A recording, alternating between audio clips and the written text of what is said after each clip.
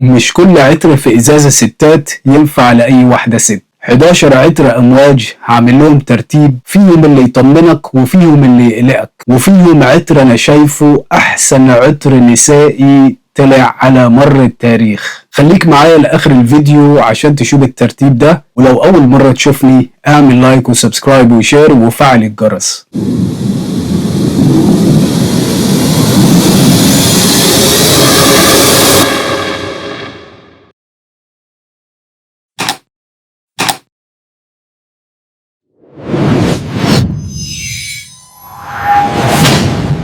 في المركز ال11 عندي عطر الشور من إصدار 2020 بتوقيع العطارة ماكنزي وايلي اللي هي كمان عملت عطر مياندر. هو ده عطر الشور، إزازة طبعا قمة الفخامة، حاجة روعة يا جماعة.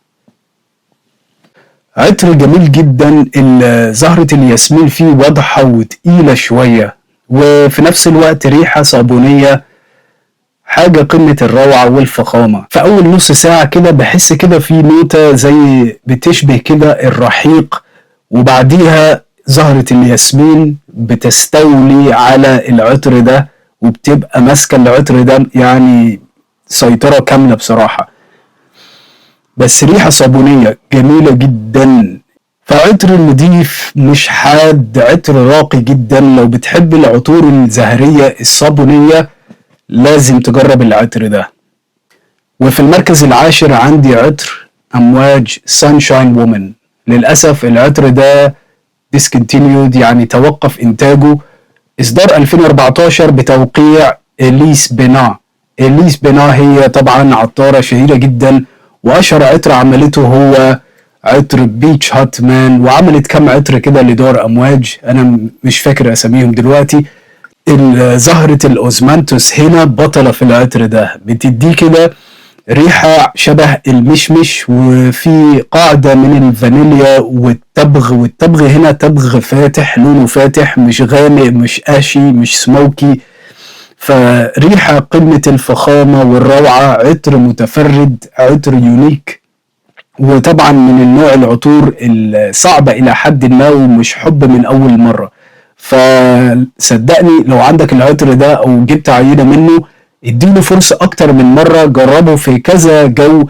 أنا حاسس إن هو للأجواء اللي هي الخريفية والربيع بالليل، بس حاجة جميلة جدا. أنا ما شميتش حاجة زي دي قبل كده بصراحة. فالنوتة التبغية هي ماسكة الفانيليا مخليها ما تبقاش سويتية زيادة عن اللزوم، فحاجة قمة الفخامة والروعة. عطر جميل جدا. في المركز العاشر عطر سانشاين وومن. وفي المركز التاسع عندي عطر كريمسون روكس إصدار 2020، عندي بس نسخة 50 مل بتوقيع دوميتيل بيرتيه. وعطر ده يا جماعة عطر زهري معسل، يعني ورد وعسل، حاجة قمة الروعة والفخامة. لو بتحب العطور الروز ده هيعجبك جدا، انصحك تجربه. وعلى فكرة عطر كريمسون روكس فيه قاعدة خشبية عنبرية، فعشان كده انا بقول ينفع يبقى عطر يونيسكس.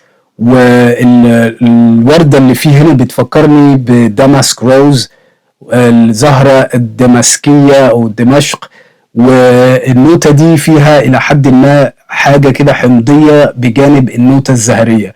حاجة قمة الروعة، من افضل العطور الزهرية اللي عندي. قريب جدا لو عندك عطر امواج روز انسنس، مع ان العطر ده بخوري صابوني الى حد ما، بس ده مختلف شوية، بس نفس الزهرة اللي انت هتشمها هناك موجودة هنا في عطر كريمسون روكس. وفيها حاجة كده ديرتي في الأول يعني، بس ده في الافتتاحية، بس بعد كده العطر بيهدى وبيبقى حاجة جميلة جدا. يا سلام. تابلي برضو، وطبعا في توابل في الافتتاحية. عطر راقي راقي يعني مفيهوش ولا غلطة.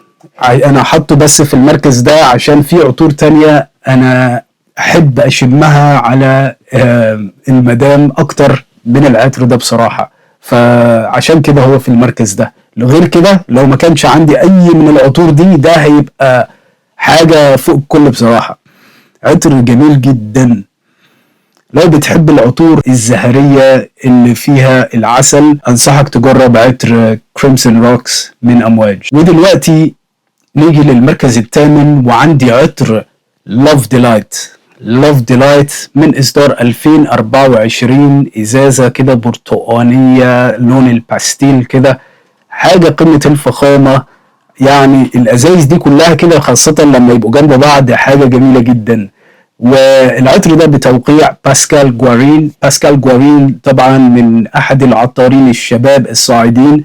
لو بتحب عطر كيليان رولينج ان لاف، هو الستايل بتاعه كده، فالعطر ده واحد من عطرين، ده بجانب عطر لاف توبروز اللي انا بحسهم عطور نسائية بحتة. يعني اغلب العطور دي ينفع تقول استخدمهم كراجل، اجازات، حاجات كده، فاهم؟ بس ده وعطر لاف توبروز عطور رومانسية، عطور يا خبر ابيض، اشم العطر ده على واحدة يعني حاجة جميلة جدا. فما انصحش اي راجل يرش العطر ده، ولا حتى عطر لاف توبروز وعطر جايدنس برضو. العطور دي انثوية يعني لدرجة رهيبة يا جدعان. وعندي عطور تانية غير عطر مثلا دي اكستراي وعطر اونومان. العطرين دول تحس الستايل بتاعهم كلاسيك فينتيج، قريب من عطور شانيل نمبر 5 بس مختلف برضو، مش نفس العطور دي. فالباقي ينفع تمشي بيهم حالك. ازازتك خلصت، العطور التانية دي ينفع ترشها عشان فيها قواعد خشبية عنبرية، وفيها التوابل ونوتات تانية ماسكلين، نوتات ذكورية.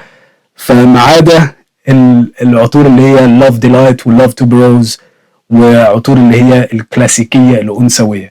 فنرجع بقى لعطر لاف ديلايت، فعطر جميل جدا. فعطر لاف ديلايت هو عطر فاكهي زهري جورماندي، عطر سهل جدا. وبعض المنتقدين لشركة أمواج بيقولوا إن العطر ده مش ستايل أمواج. أنا مش شايف العطر فيه أي حاجة وحشة خالص، بالعكس عطر قمة الجمال وعطر سهل جدا. وواحد صديقي يعمل في الدوتي فري في المطار بيقول لي دايما لما الكابلز الراجل ومراته يدخلوا ويشموا العطر ده، الراجل دايما بيحب يشم العطر ده على مراته. وانا بصراحة اتفق معاه، حاجة قمة الجمال. عطر فيه افتتاحية برتقال والزنجبيل، يعني منعش وسبايسي، وبيستقر على قاعدة فيها الهيليوتروب والياسمين والفانيليا. حاجة يعني ماس ابيلين بصراحة. عطر سهل يتحب، وعطر ده ما اظنش ان في اتنين هيختلفوا عليه، حاجة قمة الروعة. عطر يعني انثوي 100%. ولو انت راجل اوعى ترشه. لاف ديلايت في المركز الثامن. وفي المركز السابع عندي عطر يمكن اقول عليه اكتر عطر يونيسكس في القائمة دي كلها، والعطر ده بتوقيع العطارة كارين فينشون شبينا ومن إصدار 2023. وطبعا كارين فينشون شبينا معروفة بعطور أمواج، اوفرتشر مان، وعطر باونلس. والعطر ده فيه افتتاحية بتشبه زي نسيم البحر المالح، يعني انت قاعد على الشط كده في اسكندرية، ريحة الهواء المالحة وبيستقر على قاعدة من البخور، حاجة قمة الجمال. وعشان ريحة الهواء المالحة دي أصنف العطر ده صيفي ربيع، أو مثلا الشتاء حتى ينفع استخدمه في الصباح، حاجة قمة الجمال. بس هو من العطور اللي محتاج جسمك يكون سخن عشان يتألق والانتشار بتاعه يكون أفضل، فعشان كده أنا ما استخدمتوش في الشتاء خالص. عطر قمة الجمال، عطر متفرد، ويمكن يكون العطر الوحيد اللي أنا شميته بيفكرني بالريحة البحرية لدار أمواج. في المركز السادس عندي عطر بورتريال وومن. وصدقني لما أقول لك العطر ده الكاميرا مش بتدي جمال الإزازة دي أي عدل. يعني ازازة بصراحة شكلها اجمل لما تشوفها في الحقيقة بدل ما تشوفها كده ايه في الكاميرا. عطر من اصدار 2019 بتوقيع نيك مينادو اللي عملت عطر فيجمنت مان اللي هو discontinued أو توقف انتاجه، ومستر انترلود هيمسيلف بيير نجرين الاسطورة. وعطر ده يا سلام يا سلام يا سلام، حاجة قمة الجمال. يعني لما تشوف العطارين دول اعرف ان العطر ده هيكون حاجة متفردة. حتى النوتات اللي بيستخدموها تحس ان هي نوتات قليلة، بس ازاي بيعملوها ويطلعوا الخليط ده في صراحة اعجاز علمي. فعطر بورتريال وومن هو عطر حسي جدا، يعني قلبه زهور بيضاء مع قاعدة كده مسكرة شوية وفي لمسة بخور شرقية، حاجة يونيك. يعني الخلط ده بصراحة حاجة جميلة جدا وعطر متفرد انا ما شميتش زيه قبل كده، وده ينفع اقدر اقول لك عليه زيه مثلا زي عطور انترلود. بصراحة اول ما تشوف بيير نجرين وانيك ميناردو عطورهم صعبة، فالناس دي بتحب تتفنن براحتها. كان نفسي اجرب بورتريال مان، وده بتوقيع بيير نجرين لوحده من غير انيك ميناردو. عطر جميل جدا، عطر قوي جدا على فكرة، وما تكترش الرش منه، ما تكتريش الرش منه. وعطر ده غير صالح لشراء العمياني. في المركز السادس بورتريال وومن. نيجي بقى للمركز الخامس، وعندي عطر لاف توبروز، عطر من اصدار 2019 ومن توقيع العطارة المخضرمة ناتالي لورسن.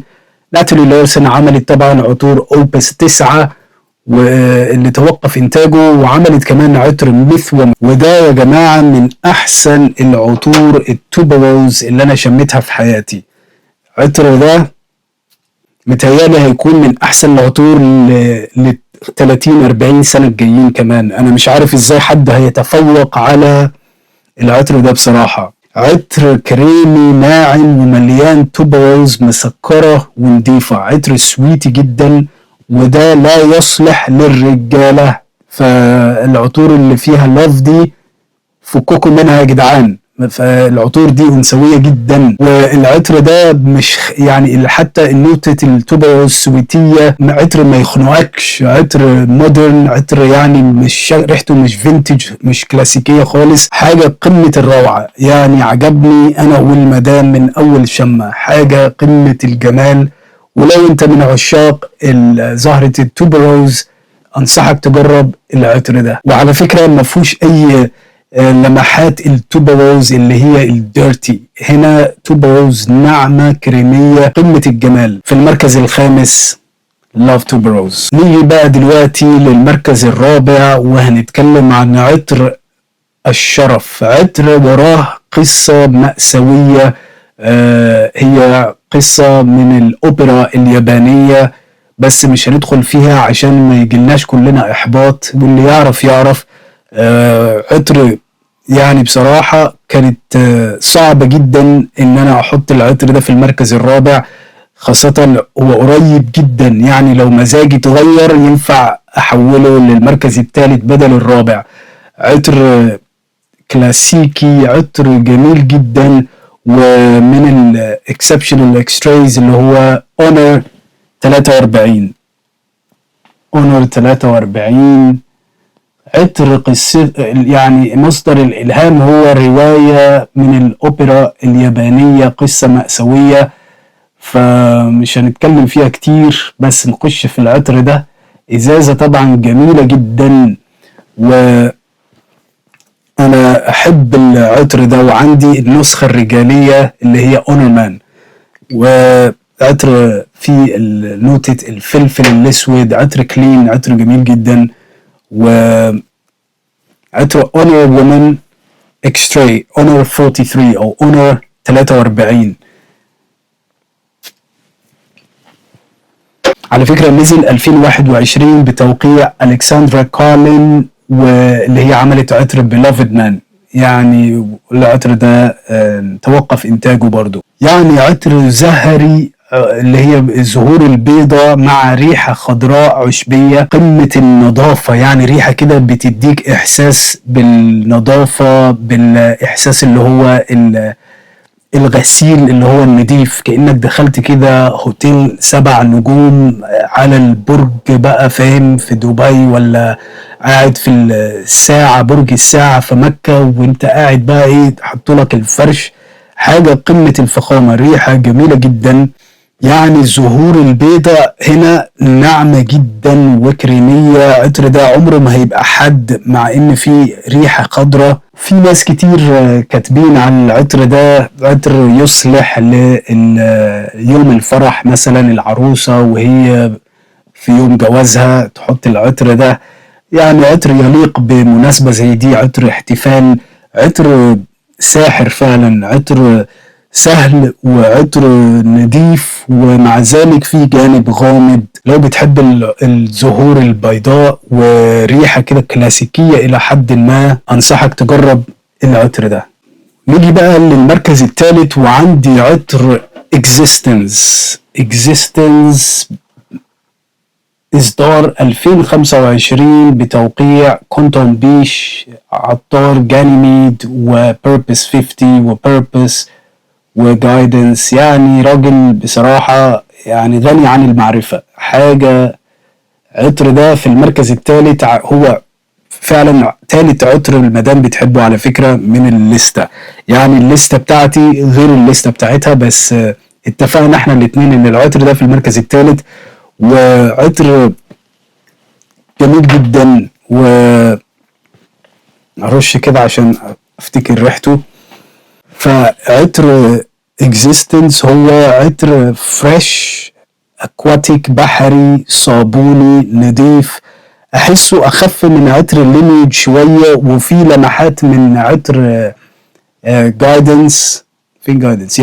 وفي لمحات كده قريبه من عطر جايدنس، بس مع ذلك هو عطر قوي برضو. يا سلام، ريحه حلوه جدا. ففي النوتات اللي هي الالدهايد اللي بتدي ريحه صابونيه. عطر ما فيهاش اي نوته حاده، وعطر نضيف، عطر ريحته بتديك كده احساس بالنظافه. وده على فكره الى حد ما ينفع اقول عليه مش انثوي زياده عن اللزوم، بس حاجه قمه الجمال. فلو بتحب العطور الصابونيه الفاخره المودرن وفيها لمحة اكواتيك وقريبة من الستايل الحديث بتاع جايدنس، يعني مش فينتج مش كلاسيكي، عطر حديث الستايل المودرن بتاع لمسات كونتون بيش، انصحك تجرب عطر اكزيستنس. ودلوقتي هنيجي للمركز الثاني، وعندي ليكم عطر ديا اكستراي اصدار 2023 بتوقيع الكسندرا كارلين.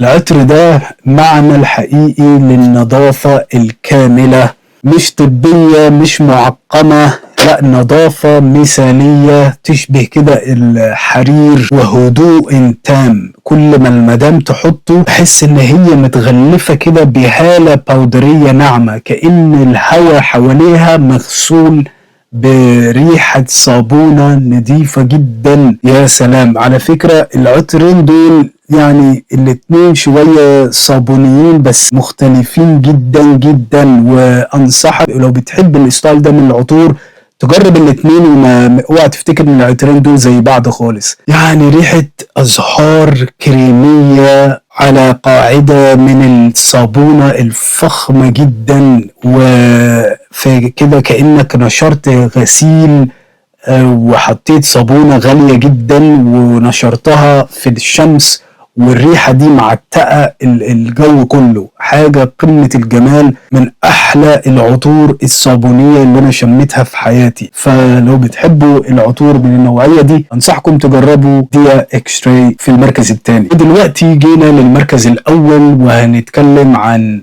أحلى وأجمل عطر نسائي على مر التاريخ. عطر مودرن، عطر حديث، عطر قمة الجمال والفخامة. وانا اسمع ان في بعض الرجالة بيرشوا العطر ده انا لا اتفق معهم. والعطر ده على فكرة احسن من النسخة الاكستراي. العطر الوحيد اللي على فكرة احسن من الاكستراي وفوحانه اقوى، وفي رأيي ثباته محترم، مش محتاج ان انا اشتري النسخة المركزة. والعطر ده هو جايدنس اصدار 2023 بتوقيع كونتون بيش. يا سلام على جمال الرائحة. ايوه العطر ده اتقلد كتير. العطر ده في عطر BDK امباديا قريب جدا منه. عندك عطر اللي انا عملت له ريفيو قريب اسمه كاربون من برضو بتوقيع كونتون بيش، كاربون من بالمان باريس. وعطر ده الفرق بينهم ان كاربون حاطين فيه نوتة الجلد واضحة اكتر، والاخشاب الاكيجالا اكتر شوية من العطر ده. وهنا عندك النوتات الفاكهية والازهار اعلى شوية نسبة التركيز اللي فيها. حاجة قمة الجمال والفخامة. والعطر التاني اللي قريب منه على فكرة اسمه مود من شركة طيف الامارات، قريب جدا منه. اشتريت منهم عطر قريب وحطوا لي 2 سامبل 5 مل. انا ما توقعتش الكلام ده على فكرة. فادوني عطر مود وعطر تاني انا نسيت اسمه، ابقى اعمل له ريفيو ان شاء الله العطر اللي انا اشتريته. فالعطر مود ده قريب برضو جدا من عطر جايدنس، بس هما ما ذكروش مين العطار. عطر BDK بتوقيع جوليان فاسكيلي، وقريب جدا برضو من عطر جايدنس. عطر فاكهي زهري مع الاخشاب الاكيجالا اللي هي معمولة من الباتشولي المعدل وراثيا. حاجة قمة الجمال مع ريحة الفواكه اللي هي الكمثرى الناضجة، بالاضافة الى ريحة صندل حامض مع اوزمانتوس عشبية كريمية، وطبعا البخور. يا سلام ريحة يا جماعة. اللي ما جربش عطر جايدنس انصح انك تشتري الازازة. ده آمن بصراحة في رأيي الشخص المتواضع للشراء العمياني، إلا إذا كنت أنت كولكتور وعندك عطر تاني مشابه، فأنا ما انصحكش تضيع وقتك. بس ده أحلى واحد فيهم. العطور المشابهة BDK امباديا والحاجات دي ده أحلى واحد فيهم. حتى عندي إزازة باك اب كمان. فعطر قمة الجمال، وانصح اي واحدة ست تجربه على الاقل. فحاجة جميلة جدا ومن غير رجل كتير ومن غير نقاش، ده احسن عطر نسائي في العالم. فاتحدى اي حد يقول لي في عطر احلى منه. فاذا كان رايكم مختلف يبقى اكتبوا لي ايه اكتر عطر نسائي بتفضلوه في التعليقات ان شاء الله. فهو ده كان ترتيبي لل11 عطر من دار امواج اللي في الازايز النسائية.